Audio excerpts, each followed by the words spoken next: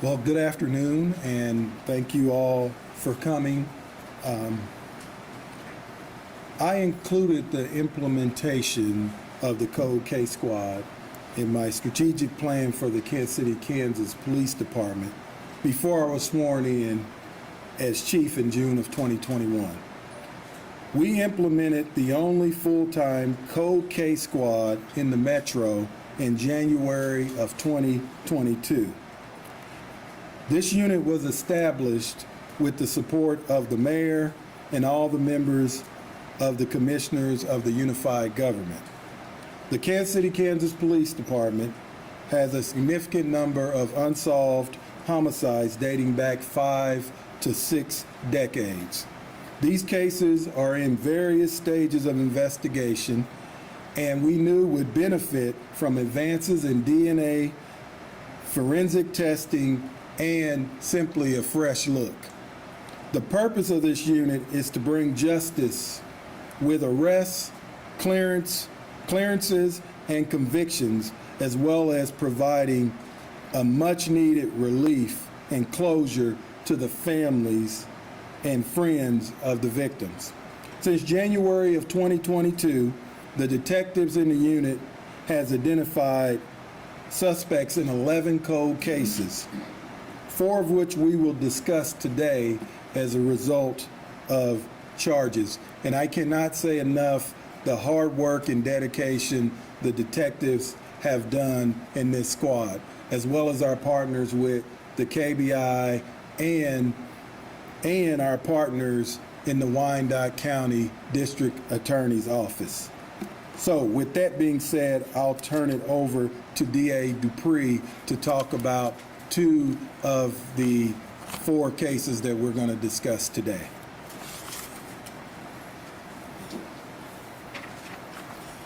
Thank you, Chief.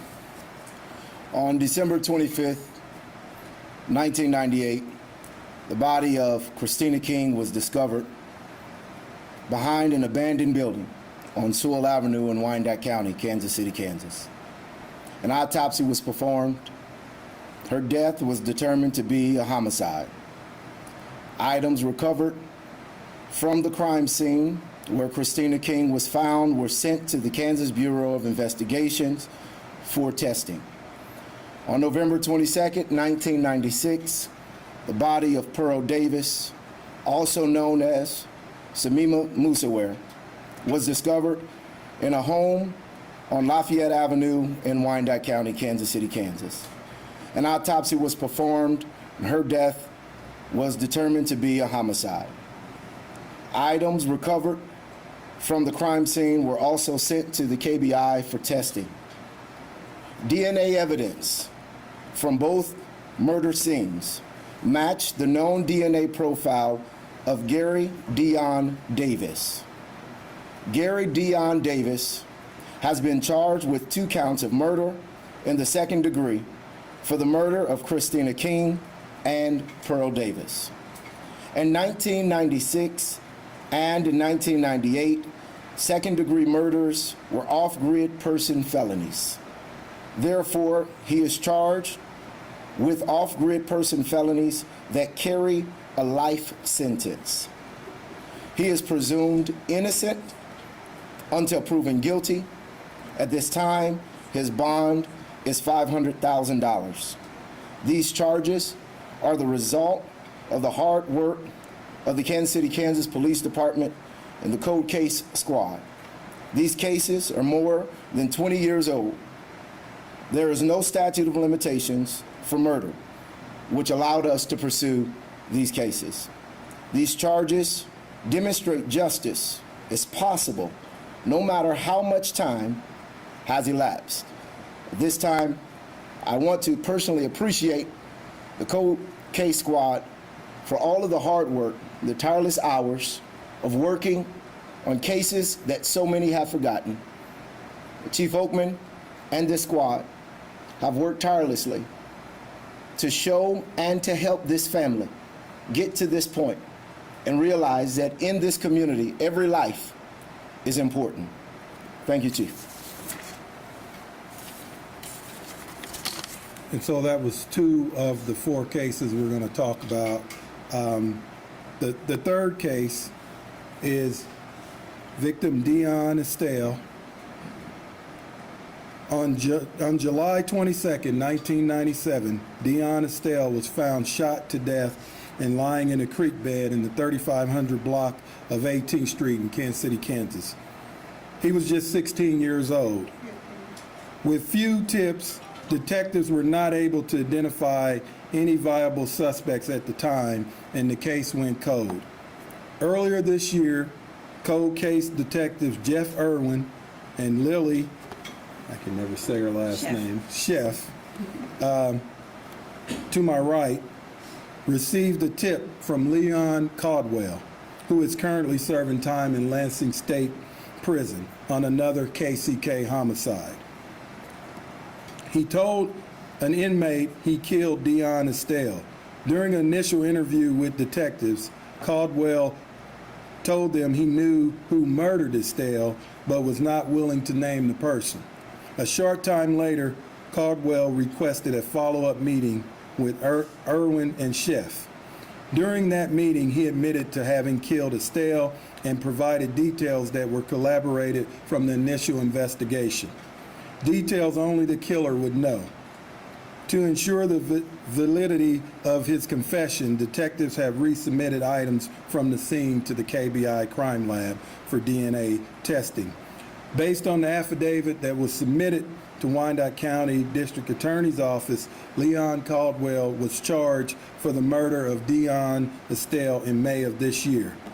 And one of the things about this is that Mr. Caldwell is in hospice in Lansing, and he felt that this confession, he needed to get this off of his chest. And although it's not comforting to the family, he said he wanted the family to know this before he passed. Case number 4, which is just as difficult as the other 3.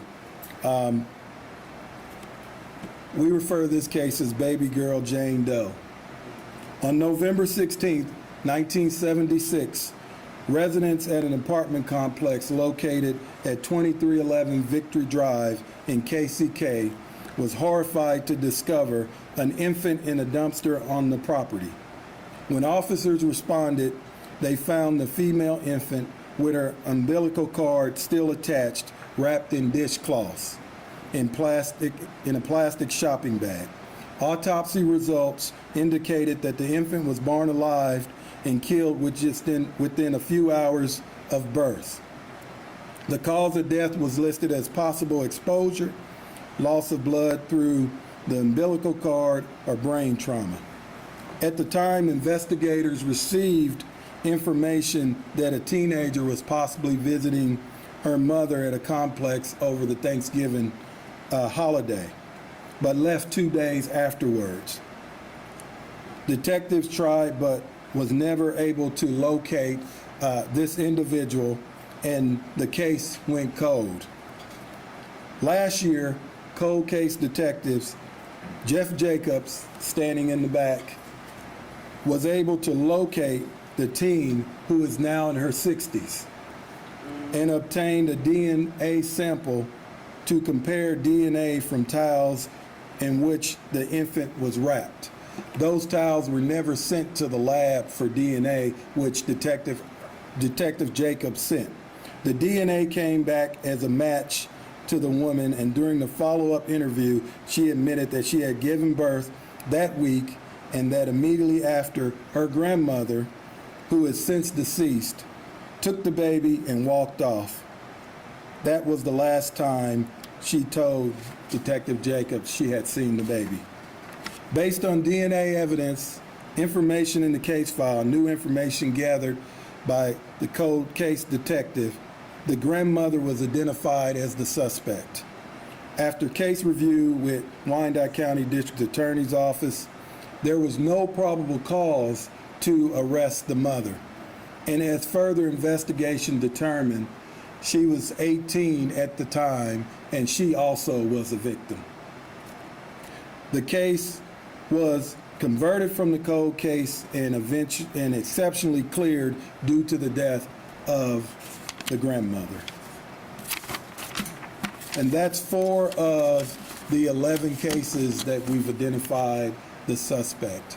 And as far as the 2 that DA Dupree discussed, we are continually to investigate that suspect for other possible cold cases in the Kansas City metro area, as well as areas within the United States. That individual at the time of these deaths was an over-road truck driver. And as I want to stress this out, we have a lot of unsolved cold cases. So it may not be today, it may not be tomorrow. In fact, it may not be this year. But there's going to be a time you may be in the drive-through line, you may be at the grocery store. We're going to eventually get you, because Mr. Davis went on with his normal life like nothing happened. And so, you know, when we talk about violent crime, this is another example where we've taken a dangerous individual off the streets. And at this time, we'll open it up for questions. Was Mr. Davis, when you eventually found him, how did you find him and get him into custody? And was he in Kansas City? What are the details behind that? Well, I'll let Detective Schiff say a little more. And keep in mind, even though we have charges, these are still ongoing investigations, so some of the responses may be limited. Can you say and spell your name too, just so we have it? Yes. First of all, I would just like to say I'm so grateful for the opportunity to be able to work on these cases, not only for our victims, but for their families as well. And I'm sorry, could you repeat your question one more time? How did you find Mr. Davis? He was linked in both cases through DNA evidence. Like, was he in Kansas City? The details behind getting him into custody? Yes, he was here, lived here locally, and he was requested to come in and speak with us, at which time he was placed under arrest. Can you explain the off-grid part you were talking about earlier? I just didn't. So off-grid simply meaning that in Kansas we have what's called a sentencing grid, and as years has passed and the legislature has changed, certain cases and charges fall on the grid, which means that there is a number of years according to the sentencing grid that the legislature says that that crime, whoever commits that crime must receive. Well, back in these days there was at that point it was off-grid, meaning that there was no number, it was life sentence. So he's off of the grid based off of the year that the crimes were committed, and therefore the penalty could be up to life. Was former Detective Roger Lewski involved in any of these cases at all? At this point, who has been charged is who we believe was involved based off of the probable cause that we did find, as well as the evidence and information that was there. The individual that was charged was the individual that we believe committed these crimes and, of course, is innocent until proven guilty. But in no way did any other person, whether it was Roger or any other person, in our point of view, involved to the point of criminal action. It's also important to note that according to our Kansas Ethical Rules 3.8, 3.6, we are limited to the extent that we can discuss the investigation that is yet still ongoing despite the charges at this point. Was the scar on his neck from health issue, or was the scar on his neck from? Again, those are details we can't get into based off of the ongoing investigation. Any other questions that you have? Well, so I know when the cold case was announced, Chief Opening said that there were like more than 250 cases that were coming from his first review. How many of those had actually come for review at this point? How many are left to go? Yeah, I don't have those numbers offhand, but I can tell you we have a process where we go through the cases to determine which ones we will work first. And, you know, just common sense wise, we're going to work the cases where we do have a possible identified suspect, those cases where we do have physical evidence, and those cases where we still have witnesses that are still living. So those cases take precedent. But as I said, when we started this case, this Code Case Squad, I don't know if I would still be here or most of you in this room will be here, but our mandate is to review every open case that we have. So there is a point at that process that case can get moved up if we get new information, or if someone calls the TIPS hotline, which is always a great resource, 474-TIPS, to call and report any information on any cold case homicide or current homicide. At the start of the press conference, you mentioned 11 suspects ID'd in 4 cases. You've announced 3. Are you willing to discuss the other investigations about those? Well, we announced 4, and those other cases are in different stages of the investigation, which I would love to tell you the victim and all that, but it would definitely compromise, just like the case where we charged Mr. Gary Davis. If we would have released that information early on, we probably wouldn't be standing where we are now. So unfortunately, when it comes to cold cases, you have to be very careful, because oftentimes the suspect could be someone that the person knew, someone that the family knew, and we just don't want to jeopardize that. But we have 11, well, 4 of these of the 11 was what I mentioned, but they're in various stages of investigation. Some we're waiting on DNA, some we're trying to contact witnesses. We're pretty optimistic that we'll be at this podium again sometime soon. Can you say why? Like I said, we're not going to get into the investigation. Some of those, as family members, some of those are conversations we can have offline. We're not going to have in a press conference setting, but through our victim services, we can help and answer whatever questions you want us to answer, if that's okay. You detailed just 4 horrible losses and 11 other cases. Is this a sign of more to come? Do you think this is because of DNA technology advances? What do you owe it to? Well, I think it's, number one, I think it's due to the great work that's being done by the detectives, because when you get DNA, you still have to figure out how this happened, who it is. The DNA may tell you something, but to get a case, you got to make sure you have a thorough case, a thorough investigation, and there is still no substitute for outstanding investigators. And I will tell you, we have outstanding investigators on the Cold Case Squad. That's why they were the ones that were chosen and selected to work in that unit. And as I mentioned earlier, you have two of them are here. One, Stuart Littlefield, couldn't be with us, and Detective Jacobs in the back that was in the unit but continues to give support and work in that unit. So yes, like I said, I think that those are terrible cases, and the most important thing is helping the family bring closure, because I can only imagine if I had a loved one who was taken by violent means, and 30, 20, 30, 40 years later, I still don't know who did it. So this is, I would say, one of the greatest things that I know the detectives up here, the DA, as well as myself, being able to give closure to this family. Can I ask the detectives who were involved, would any of you be willing to speak to the impact for you personally for knowing that you've been able to solve these crimes and see people charged? Any of you willing to go there?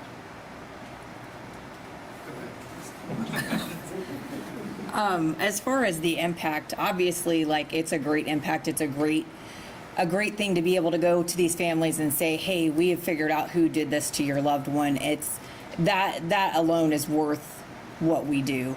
And so, I mean, it's impacted me greatly, and I'm sure the same for Detective Irwin and Detective Littlefield.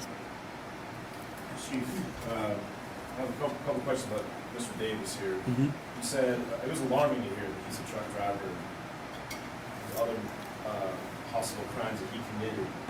Did he know the victims at all?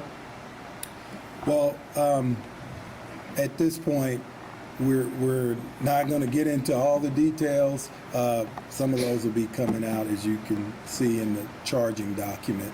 We're going to say at this point we don't have any information to determine that he knew them. It was just kind of a situation which we find oftentimes with most of our code cases. The victim and suspect did not know each other and didn't really have a relationship. You said he was connected to more. Is that like a couple more? No, we said we believe that once we're done with the investigation that we may be able to connect him to other cases, but we still need the public's help with identifying as far as him, the places he's been. We've reached out to other agencies going through their code cases, so it's a long process, but based on, in my experience, based on him killing 2 women, most likely he's killed more. Mr. Dupree, I have a question for you.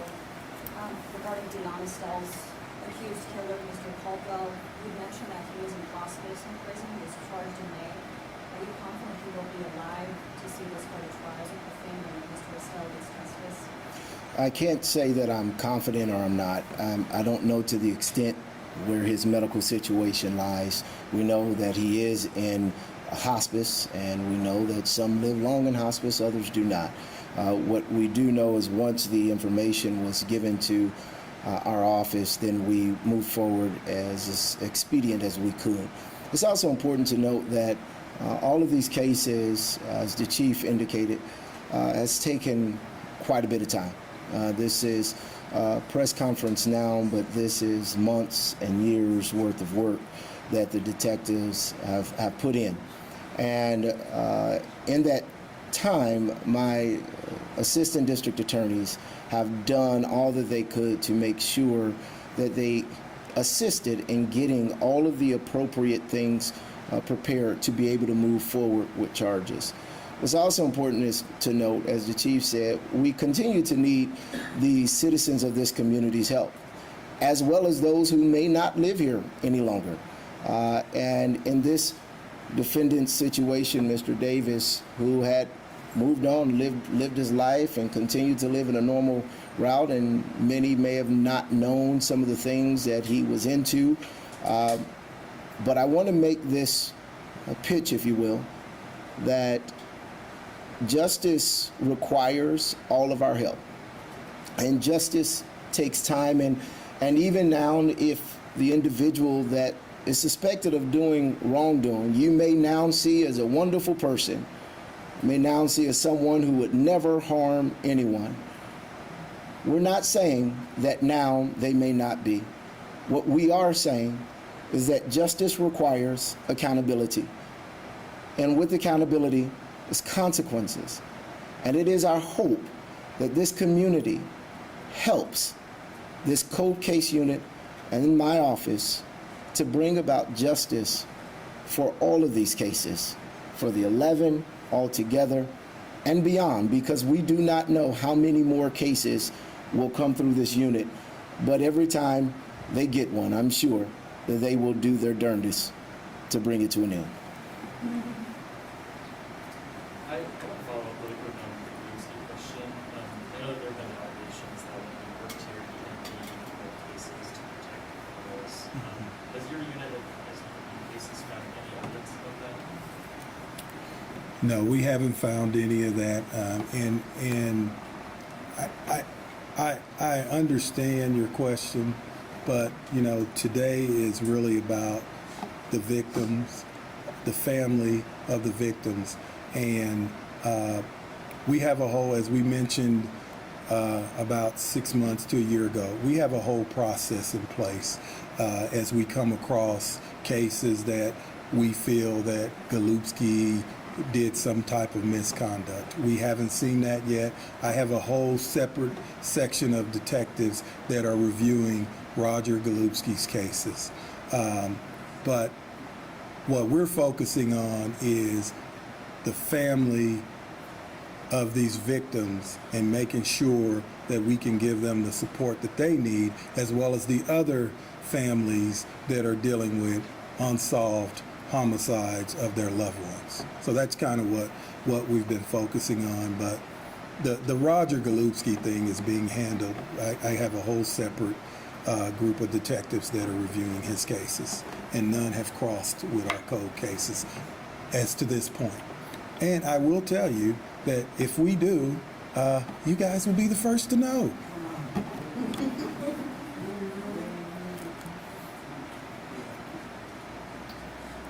Are there any other questions? Any other final questions? Okay. Thank you, everybody, for coming again. If you would like to talk to some family members, that is their prerogative. You can do that in here, we can go out the hallway. I'll leave it up to you all if you need any assistance. Thank you for coming. If you have any questions, we realize this was a lot to digest.